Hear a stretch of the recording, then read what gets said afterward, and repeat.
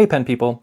So I've made a couple of videos lately about cheap paper that works for fountain pens. And some of you in the comments said, for cheap notebooks, you have got to check out Daiso. I had no idea what Daiso was, but since then I did a little research and found out that one opened near my dad's house just like a few weeks ago.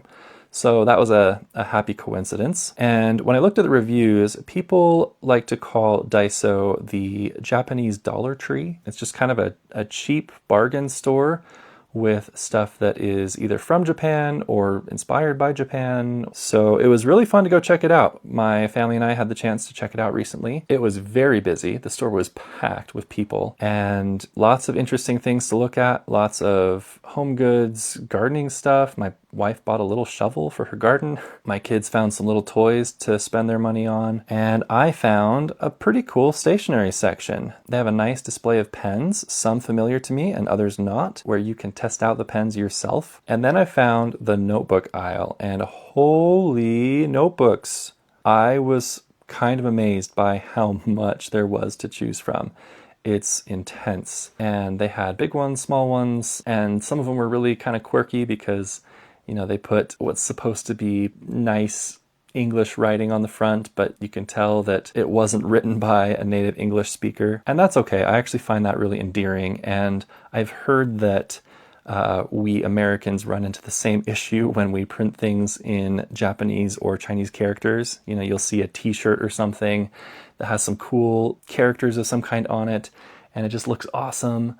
But if you translate it, it just comes out to be like dog food or macaroni or cheesecake. I don't know. I don't know why I'm thinking of foods, but it just comes out to be something really random. Anyway, I decided to get a couple of different things to try out, and the pricing structure at Daiso is a little confusing because everything's written in Japanese. They did have a chart to show you how to translate the prices from the Asian currencies to American dollars, but not all of their stuff has prices on it. And from what I could tell, none of the paper products actually had a price tag on it. But I knew it would be inexpensive one way or the other, so I just took a bunch of stuff to the checkout, and it all rang up as $2.50 a piece, which isn't bad for paper, I feel like. And it made it easy to try a few different things, explore a cool store, and yeah, overall it was a cool experience. I'm eager to get these notebooks and other paper items out and give them a test with fountain pens and see if they're any good. Okay, here's what I got. So I got this cute little thing.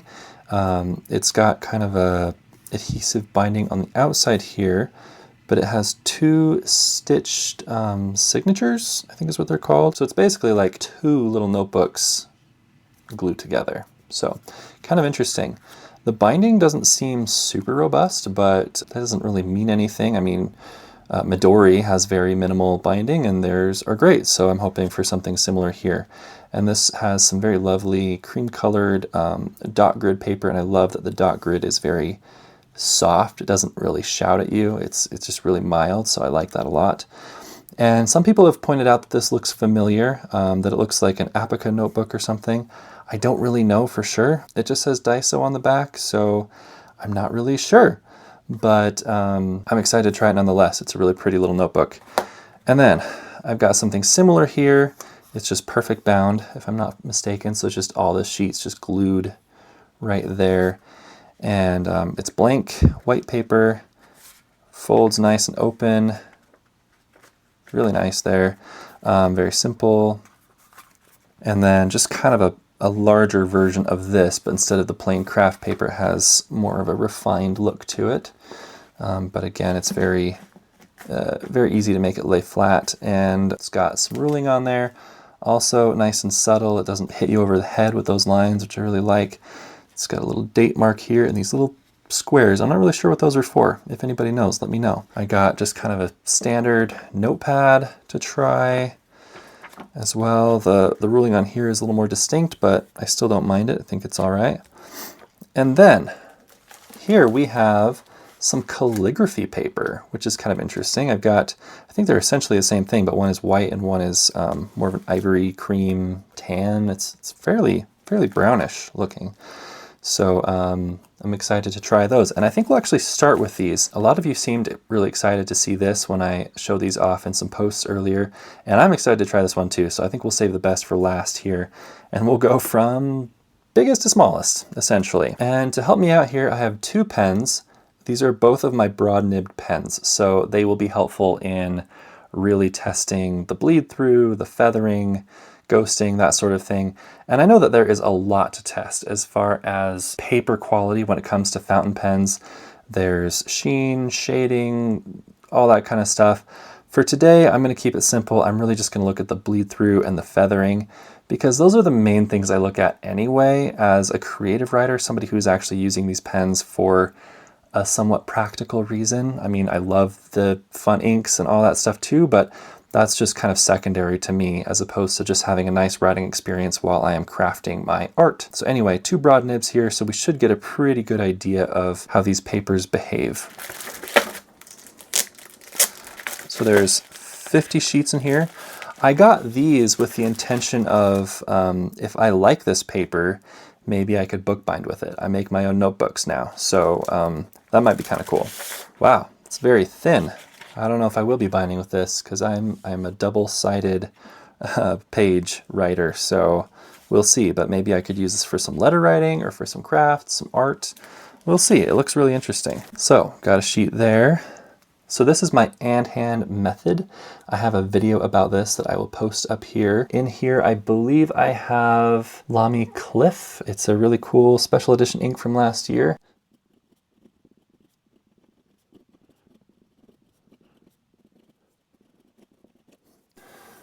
All right, I'll do my other pen really quick. This is the Monteverde MP1 with a broad nib. I have a review of this as well that I did recently that I will also put up here. And this is much broader than the other, so we will see how this goes. Whoa!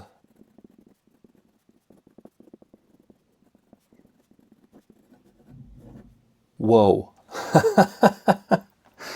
Okay, so as far as feathering goes, yeah, this is a very feathery paper. For comparison's sake, let me show you how these pens are supposed to write. So we've got the method here.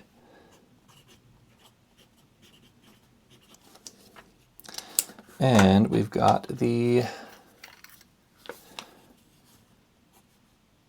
MP1. Okay, I should say too, this is Birmingham Pen Co. London Fog, this ink right here. Okay, so you can see that this is quite a bit different than this. This was goopy, but still somewhat doable. Not the greatest, but this just, I mean, this turned into like a quintuple broad, I feel like. That's just so thick. That's like several millimeters thick as far as the line goes. Let's look at the bleed through. You know, I'm actually not sure if this is bleed through or ghosting because, I mean, it looks like bleed through, but this paper is so thin that it's tough to really tell. It kind of looks like the ink is on the other side. It's just the color is coming through. I'm really not sure. Maybe it is just bleed. Maybe I'm overthinking this. But anyway, this is not really fountain pen paper, which is interesting because you would think that if you're doing calligraphy brushes or something, you would also need a very ink-resistant paper. But I don't know. Maybe I really don't know how Japanese calligraphy works. I'm expecting the white paper to handle exactly the same way. But I got it, might as well try it. All right, let's just do a quick one here to make sure that it's not different. Whoa!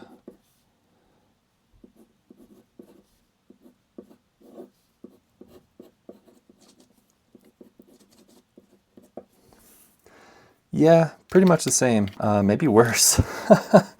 It's crazy. I'm gonna forgo this pen. We already know that this paper feathers and bleeds. It's really weird though. It's not even feathering because you see that the lines are actually really nice. Like there's a nice even edge to them, but it's just spread, I guess. Yeah, maybe I'll call that spread as opposed to feathering.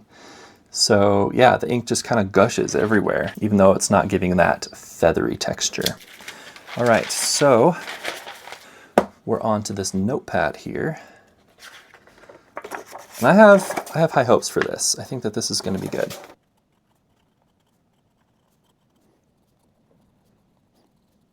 Okay, this paper is a whole heck of a lot better. No feathering that I can see really.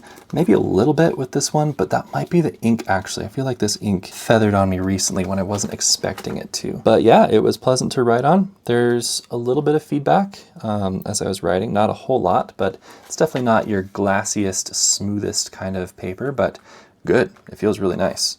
Let's take a look at the bleeding / ghosting. Okay, you can see there we do have some bleeding, a fair amount of bleeding actually.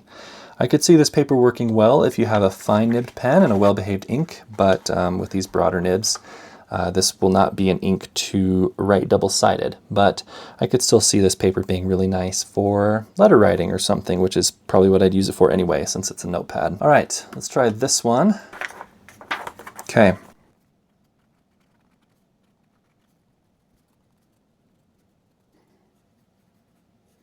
It feels pretty good. I'm wondering if there was a little bit of that spread that we saw with the calligraphy paper. Not a whole lot. Similar to this.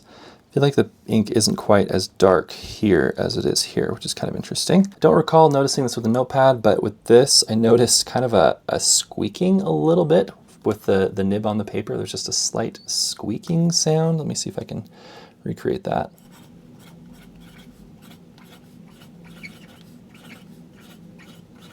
Kind of interesting. I don't know if that's a bad thing. That's just something I noticed. Let's look back here. All right, so we do have kind of a similar situation going on here with the bleeding. So probably not the best notebook for fountain pens unless you're going with something really fine and well-behaved. All right, we have 2 left. Are we going to find something that is going to work for fountain pens in this batch, or are we going to strike out? Let's take a look here. So here's our craft notebook. I like this little thing. It's a cute little guy. That's good enough.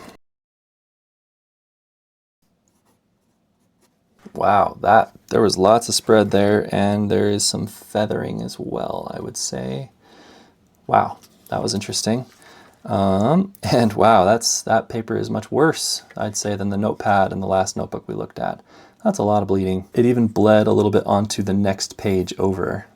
Okay, we're back to the coolest looking one, the one that got me excited, and I know got some of you excited as well. So let's take a look. Moment of truth. It sure feels nice, and I love the look of this paper. Like, holy cow. It's really nice looking paper. I'm gonna open this up, kind of in the middle here. This one definitely doesn't lie as flat, but you can get it there. Yeah, I don't have any problems with that.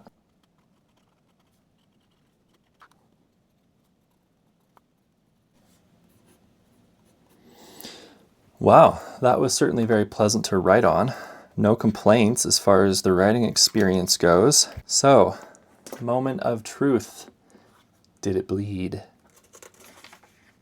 No, it didn't. There's some ghosting for sure, but that is like well within what I'm okay with. I don't mind that kind of ghosting at all. This is nice paper. Wow, that's really interesting. At least one of you suggested that maybe this was a rebranded Apica notebook, rebranded with the Daiso logo. Maybe it is. I haven't tried one of those, but this was definitely a very different experience than the others. I'm curious to see here. Okay, this one was made in Japan.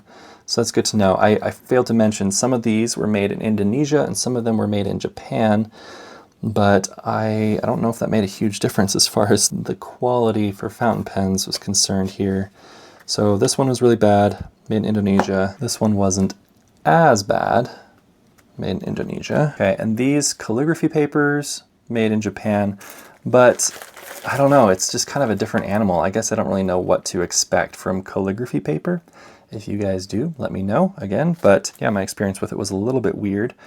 But yeah, so maybe if you go to Daiso to look for a good notebook, maybe look for one of the made in Japan ones, and maybe look for something that's not calligraphy paper. I don't know. But if you've been to Daiso and you've had good experience with any of their notebooks, let me know which ones so that we can get that information along to anyone else who would be interested in trying out notebooks from Daiso. But I can say that for $2.50, this is a good deal. This is a nice little notebook for $2.50. I could easily see this in some fancy pen shop for like $10 or something, you know, like it's nice and it looks nice and it's nice to use. So that's cool. And I promise I didn't hold this one back to the last just because I knew it would be good. I had no idea. That was a happy accident that this ended up being the one that was good and also the grand finale for this video. I honestly have no idea what I'm going to use this calligraphy paper for. So let's try making a paper airplane. Maybe that'll work. It's lightweight paper. Maybe it'll be good for that. If you want to support my channel, the best thing you can do is just to like this video.